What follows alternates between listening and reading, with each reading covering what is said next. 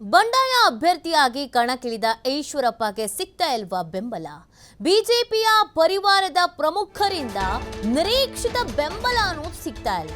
ಶಿವಮೊಗ್ಗ ಕ್ಷೇತ್ರದಲ್ಲಿ ಪ್ರತ್ಯೇಕ ಕಾರ್ಯಕರ್ತರ ಪಡೆಯನ್ನ ಹೊಂದಿದ್ದಾರೆ ಕೆಎಸಿ. ಶಿವಮೊಗ್ಗದಲ್ಲಿ ಕುರುಬ ಜಾತಿ ಒಲವು ಇಲ್ಲದೆ ಈಶ್ವರಪ್ಪನವರಿಗೆ ಭಾರಿ ಹಿನ್ನಡೆ ಆಗ್ತಾ ಇದೆ.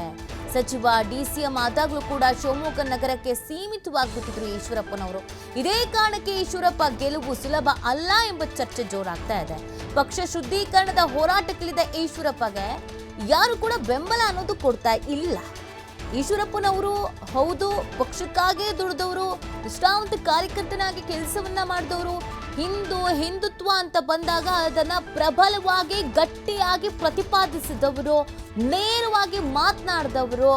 ಆದ್ರೆ ಬಿಜೆಪಿಯವರೇ ಆಗಿದ್ರು, ಬಿಜೆಪಿಗಾಗಿಯೇ ದುಡಿದಿದ್ರು, ಬಿಜೆಪಿಯಿಂದಲೇ ಗುರುತಿಸಿಕೊಂಡಿದ್ರು, ಬಿಜೆಪಿಯಲ್ಲಿರುವಂತಹ ಕೆಲವರು ಅವರ ಸಪೋರ್ಟಿಗೆ ಬರ್ತಾ ಇಲ್ಲ.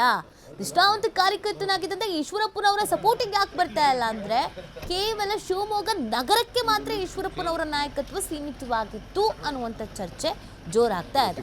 ಕುರುಬ ಸಮುದಾಯ ಅಂತ ಹೇಳಿದ್ರು ಕೂಡ ಆ ಸಮುದಾಯದವರು ಕೂಡ ಅವ್ರ ಜೊತೆಗೆ ನಿಂತ್ಕೊಳ್ತಾ ಇಲ್ಲ.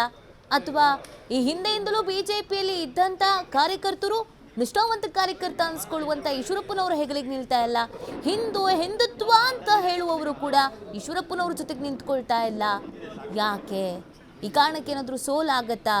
ಈ ಚರ್ಚೆ ಶಿವಮೊಗ್ಗ ಕ್ಷೇತ್ರದಲ್ಲಿ ಹೆಚ್ಚಾಗಿ ನಡೀತಾ ಇದೆ.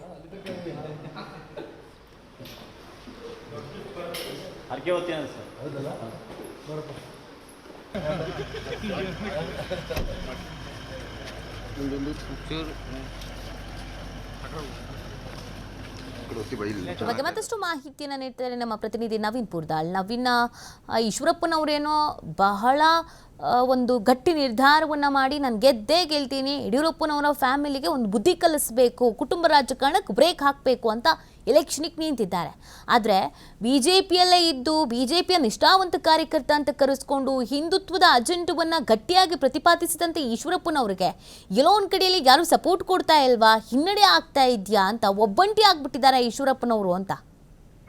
ಖಂಡಿತವಾಗ್ಲೂ ನೀತಿ. ಯಾಕಂದ್ರೆ ಶಿವಮೊಗ್ಗ ತಮ್ಮ ಪುತ್ರನಿಗೆ ಹಾವೇರಿ ಕ್ಷೇತ್ರದ ಟಿಕೆಟ್ ಮಿಸ್ ಆದ ನಂತರದಲ್ಲಿ ಈಶ್ವರಪ್ಪನವರು ಬಂಡಾಯ ಸ್ಪರ್ಧೆಯನ್ನ ಘೋಷಣೆ ಮಾಡಿದ್ದು, ಆ ನಂತರದಲ್ಲಿ ಶಿವಮೊಗ್ಗದಲ್ಲಿ ಈಗಾಗಲೇ ನಾಮಪತ್ರವನ್ನ ಸಲ್ಲಿಕೆ ಮಾಡಿ ಹಿಂದುತ್ವದ ರಣಕಹಳೆಯನ್ನ ಮೊಳಗಿಸುವ ಕೆಲಸವನ್ನ ಕೂಡ ಈಶ್ವರಪ್ಪನವರು ಮಾಡಿದ್ದಾರೆ. ಆದ್ರೆ ಈಶ್ವರಪ್ಪನವರ ನಾಮಪತ್ರ ಸಲ್ಲಿಕೆ ನಂತರದಲ್ಲಿ ಈಶ್ವರಪ್ಪನವರ ಹಾದಿ ಯಾವ ರೀತಿಯಲ್ಲಿ ಸಲೀಸಾಗಿದೆ, ಎಷ್ಟು ದುರ್ಗಮವಾಗಿದೆ ನಿಟ್ಟಿನಲ್ಲಿ ಚರ್ಚೆಗಳು ಕೂಡ ಪ್ರಮುಖವಾಗಿ ನಡೀತಾ ಇದೆ. ಯಾಕಂದ್ರೆ ಈಶ್ವರಪ್ಪನವರು ಅಂದುಕೊಂಡಷ್ಟು ಈಸಿಯಾಗಿ ಶಿವಮೊಗ್ಗ ಲೋಕಸಭಾ ಕ್ಷೇತ್ರದಲ್ಲಿ ಗೆಲ್ಲಲಿಕ್ಕೆ ಸಾಧ್ಯನಾ, ಸ್ಪರ್ಧೆಯನ್ನ ಪೈಪೋಟಿಯನ್ನ ಕೊಡ್ಲಿಕ್ಕೆ? ಯಾಕಂದ್ರೆ ಒಂದು ಕಡೆ ಇಬ್ಬರು ಮಾಜಿ ಸಿಎಂಗಳ ಮಕ್ಕಳು ಕಣದಲ್ಲಿ, ಒಂದು ಕಡೆ ಬಿಜೆಪಿಯಿಂದ BY ರಾಘವೇಂದ್ರ, ಕಾಂಗ್ರೆಸ್ನಿಂದ ಗೀತಾ ಶಿವಕುಮಾರ್ ಅವರು ಸ್ಪರ್ಧೆಯನ್ನ ಮಾಡಿದ್ದಾರೆ. ಹಾಗಾಗಿ ಇವರಿಬ್ಬರ ನಡುವೆ ಒಂದು ಕಡೆ ಕಾಂಗ್ರೆಸ್ನವರು ಸಾಂಪ್ರದಾಯಿಕ ಮತಗಳ ಜೊತೆ ಗ್ಯಾರಂಟಿ ಬಲದಲ್ಲಿ ಈ ಹೋರಾಟವನ್ನ ಮಾಡ್ತಾ ಇದ್ದಾರೆ. ಇನ್ನೊಂದು ಕಡೆ ಈ ರಾಘವೇಂದ್ರ ಅವರು ಬಿಜೆಪಿ ಅಭಿವೃದ್ಧಿ ಕಾರ್ಯಗಳಿರ್ಬೋದು, ಮೋದಿ ಗ್ಯಾರಂಟಿ ಹೆಸರಿನಲ್ಲಿ ಅವರು ಹೋರಾಟವನ್ನ ಮಾಡ್ತಾ ಇದ್ದಾರೆ. ಇಂತಹ ಸಂದರ್ಭದಲ್ಲಿ ಪಕ್ಷೇತರವಾಗಿ ಸ್ಪರ್ಧೆ ಮಾಡಿರುವಂತಹ ಈಶ್ವರಪ್ಪನವರು ಗೆಲುವಿನ ಹೋರಾಟ ಹಾದಿ ಯಾವ ರೀತಿಯಲ್ಲಿ ಇರುತ್ತೆ ಚರ್ಚೆಗಳು ಪ್ರಮುಖವಾಗಿ ನಡೀತಾ ಇರುವಂತದ್ದು. ಒಂದು ಕಡೆ ಹಿಂದಿನಿಂದ ಹಿಂದುತ್ವದ ಹೋರಾಟದಲ್ಲಿ ಗುರುತಿಸಿಕೊಂಡಂತಹ ಈಶ್ವರಪ್ಪನವರು ಕೂಡ ಅಷ್ಟು ದೊಡ್ಡ ಮಟ್ಟದಲ್ಲಿ ಶಿವಮೊಗ್ಗ ನಗರವನ್ನ ಹೊರತುಪಡಿಸಿ ಬೇರೆ ಭಾಗದಲ್ಲಿ ಎಲ್ಲೂ ಕೂಡ ಹೋರಾಟವನ್ನ ಮಾಡಲಿಲ್ಲ. ಈಗ ಪ್ರಮುಖವಾಗಿ ಹಿಂದುತ್ವದ ಹೆಸರಿನಲ್ಲಿ ಒಂದಷ್ಟು ಹೋರಾಟವನ್ನ ಮಾಡ್ತಾ ಇದ್ದಾರೆ.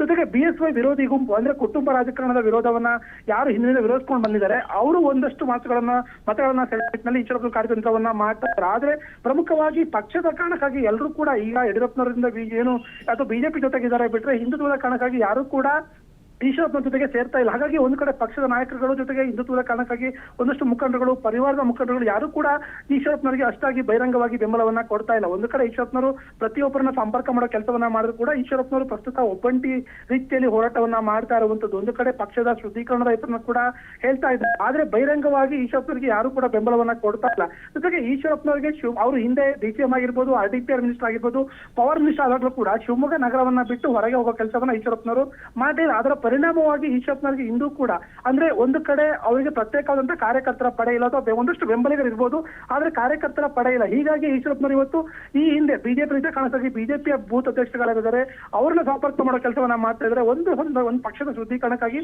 ನನಗೆ ಬೆಂಬಲ ಕೊಡಿ ಅನ್ನೋ ಮನವಿಯನ್ನ ಮಾಡ್ತಾ ಇದ್ದಾರೆ. ಆದ್ರೆ ಅವರು ಎಷ್ಟರ ಮಟ್ಟಿಗೆ ಈಶ್ವರಪ್ಪ ಜೊತೆ ನಿಲ್ತಾರೆ ಅನ್ನೋ ಪ್ರಶ್ನೆ ಇದೀಗ ಉದ್ಭವ ಆಗ್ತಾ ಇರುವಂತದ್ದು ನೀತಿ. ಓಕೆ, ಥ್ಯಾಂಕ್ ಯು ನವೀನ್ ತಮ್ಮೆಲ್ಲ ಡೀಟೇಲ್ಸ್ಗಾಗಿ. ಸರ್